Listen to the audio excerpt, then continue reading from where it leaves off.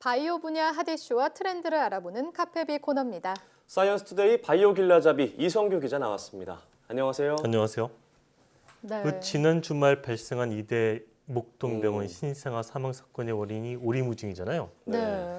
이 세균에 감염됐을 가능성에 무게가 실리고 있는 것 같아요. 네, 이 사망한 신생아 4명 중 3명에게서 시트로박터 푸른티균이 검출됐기 때문인데요. 네. 이 균의 특징이 어떻게 되죠?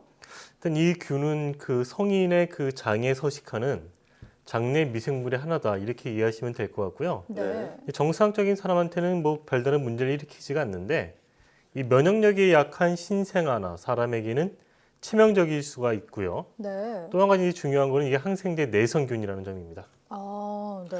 네, 참 안타까운 사고였죠. 정확한 사망 원인은 좀 더 지켜봐야 될 것 같고요. 앞서 세균 감염, 항생제, 내성 이런 용어들이 언급됐는데 현재 세균과 인류의 전쟁이 계속되고 있다. 이렇게 볼 수 있겠죠. 네, 그 예전에는 우리가 이제 조그만 상처만 나도 세균에 감염돼서 사망하는 경우가 있었죠. 네. 네. 근데 인류와 이 세균과의 전쟁에서 좀 기념비적인 사건이 있었어요.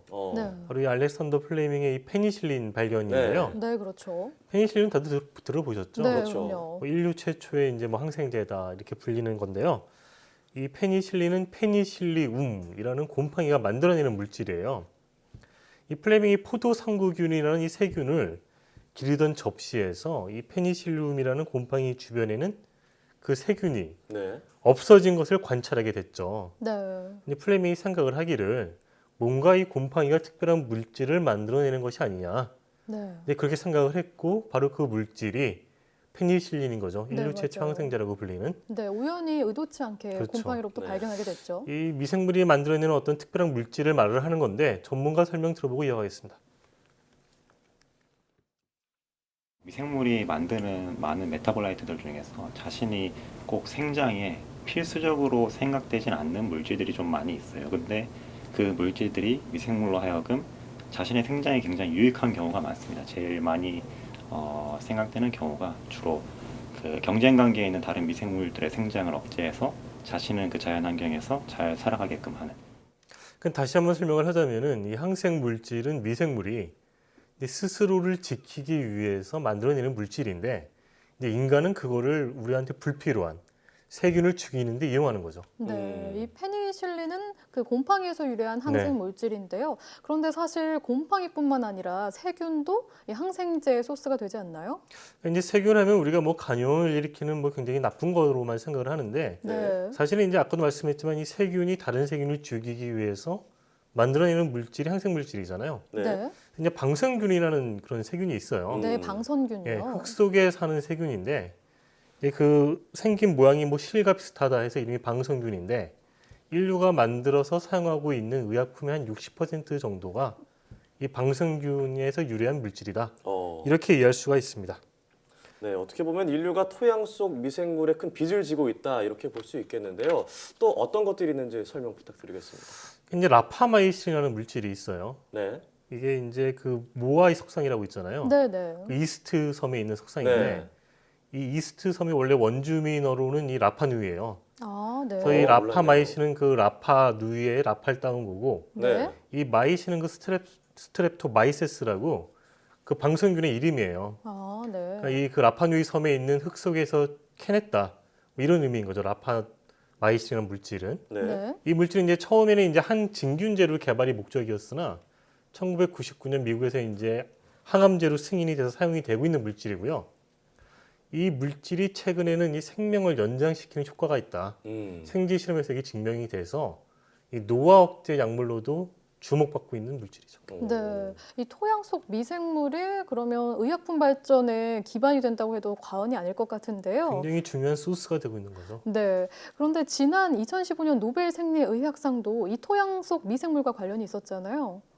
그 2015년 이제 노벨 생리의학상은 두 분야에서 나눠서 받았는데 네. 하나는 이제 말라리아 약이고 하나는 기생충 약이거든요. 네. 네. 이 기생충 약이 이 방성균하고 관련이 있어요. 음. 그 윌리엄 캠벨 두루대학 교수와 이 오무라 사토시 일본 기타 사토대 교수는 기생충 약을 발견한 공로로 노벨상을 받았는데요. 이분들 역시 이 약효가 있는 물질을 흙 속에서 찾았는데 이제 재미있는 점은 그 토양이 골프장 토양이었다는 점이죠. 정말요? 네, 뭐 이제 두 분이 열심히 골프를 치면서 그걸 채취했는지는 모르겠는데 뭐 그렇게 알려져 있습니다. 네, 골프장에서 발견했다니 정말 신기한데요. 최근 국내 연구진도 뭐 토양에서 새로운 항생 물질을 발견했다면서요. 근데 울릉도에 있는 토종 미생물에서 새로운 네. 균주 두 종을 새롭게 발굴을 했는데요. 이들 균주 역시 모두 이 스트랩토마이세스에 속하는 균주들이고요. 네. 뭐 완전히 새로운 건 아니고 이제 기존에 보고된 균주와 한 99% 정도 동일한 균주를 발견을 했고요. 이 두 가지 미생물에게서 세 가지 유용한 물질을 발견한 거예요. 네, 네. 이제 울릉도의 뭐 지명을 따서 뭐 울릉가마이드, 네. 네. 울릉마이신, 뭐 울릉고사이드라고 명명을 했고요. 네. 현재는 이제 세포 단계에서 이 효능을 확인한 거고 앞으로 이제 동물 실험을 진행할 계획입니다. 네, 저희도 얼마 전에 이제 관련 소식을 전해드린 적이 네. 있어요. 네. 울릉도 지명을 따서 이름 붙인 게 인상적이었던 기억이 납니다. 그런데요, 항생제와 관련해서 중요한 문제가 내성이에요. 그렇죠. 네, 그래서 항생제를 많이 사용하다 보면 내성이 생겨서 그 약의 효과가 떨어지는 경우가 생기는데요. 이 내성은 왜 어떻게 생기는 건가요? 근데 방금 말씀하셨지만 항생제 내성이라는 거는 우리 항생제를 처방했을 때 약이 듣지 않는 거죠. 네. 한마디로 얘기를 하면은 그럼 이게 왜 이렇게 생기냐를 보면은 이 그 세균이 스스로 이제 유전자 변이를 일으키는 거예요. 이 항생제를 무력화할 수 있도록. 그럼 우리가 이제 계속 항생제를 사용하다 보면은 이제 그 항생제에 살아남기 위해서 세균이 스스로 이제 돌연변이를 일으켜요. 네. 그렇게 일으킨 애들 중에서 살아남는 애들이 있을 거 아니에요. 그걸 그렇죠. 무력화해서 그럼 걔들은 살아남아서 내성균이 되는 거고 네. 그거에 적응하지 못한 애들은 죽어서 없어지는 거고 뭐 이렇게 되는 거거든요. 네. 근데 이 주요한 원인 가운데 하나가 뭐 다들 많이 뉴스 나갔지만 이 항생제 오남용. 네. 항생제를 많이 사용하는 게 결국 내성균을 키우는 게 되는 거거든요. 네.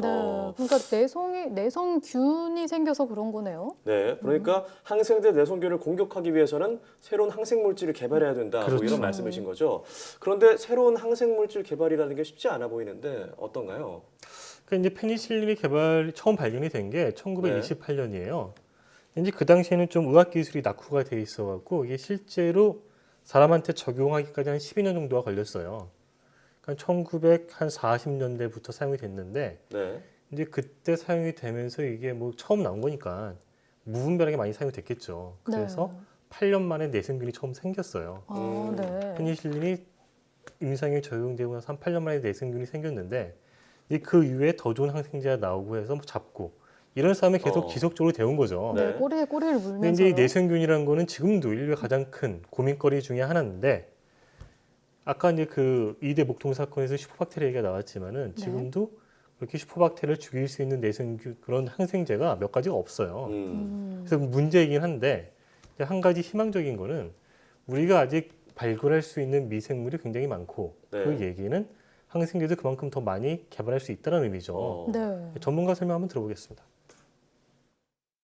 흔히들 이야기하듯이 이 천연물 약품을 개발하는 데 있어가지고 미생물 자원 아니면 육상이나 뭐 이런 식물이나 미생물 자원이 고갈됐다고 이야기를 많이 합니다.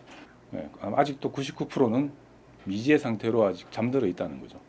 그래서 미생물 그 방성균 자체를 발굴하는 것도 중요한 가장 선결돼야 할 문제고 그리고 그것들을 찾아낸 후에 미생물 대사산물을 얻어낼 수 있는 양도 그만큼 더 늘어날 수 있다는 그런 겁니다. 그러니까 인류가 발견한 방성균이 자연계에 존재하는 전체 방성균의 한 0.1% 정도밖에 안 돼요. 네. 그러니까 아직도 99.9%의 가능성이 더 남아 있다는 얘기죠. 그럼 앞서 말씀하신 대로 정말 무궁무진하네요. 네, 그래도 희망적이네요. 이번 시간에는 이제 항생물질과 항생물질을 만들어내는 미생물에 대해서 살펴봤는데요. 꼭 이 항생제 내성균을 공략하는 새로운 항생제가 개발이 돼서 저희가 또 네. 소식을 전할 수 있었으면 좋겠습니다. 오늘 말씀 잘 들었습니다.